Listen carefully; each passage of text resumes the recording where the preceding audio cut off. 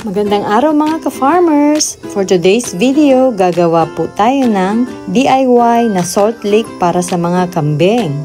Bakit nga ba kailangan ng mga kambing ang salt lick? Ang salt lick ay nakakatulong upang maging magana ang mga kambing sa kanilang pagkain at nakakatulong din ito sa kanilang kalusugan. Kailangan natin ng kawayan na may sukat na 1 foot at lagyan din ng tali sa bandang gilid nito upang dito isabit ang mga kawayan. Gumamit kami ng barena para maglagay ng butas na maliliit sa gilid.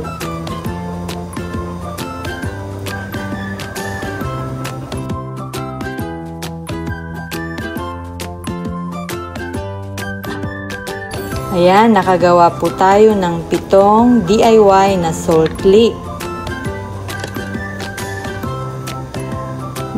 Paghaluin lamang ang asin at molasses. Sa amin pong ginawa, naghalo po kami ng 5 kilong asin at 2 hanggang 3 cups ng molasses.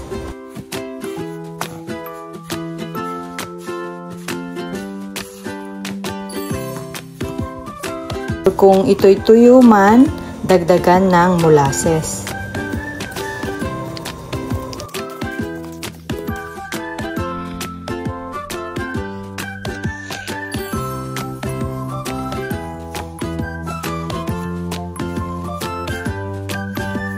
At isalin na ito sa kawayan.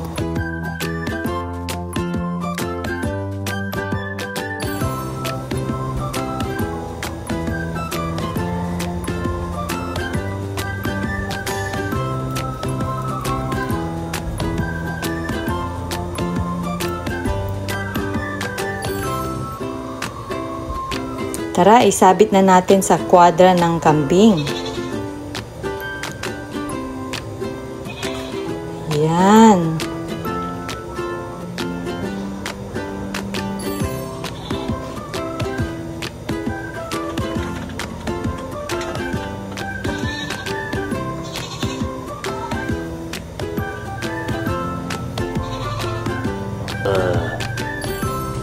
Kung sakaling natuyo na ang ating DIY na salt lick, magdagdag lang po ng molasses hanggang sa mapuno ito.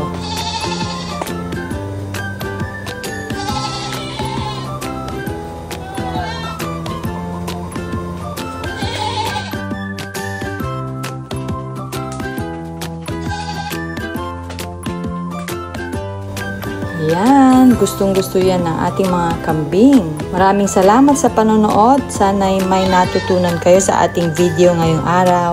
Maraming salamat mga ka-farmers. God bless everyone. Farmers are heroes.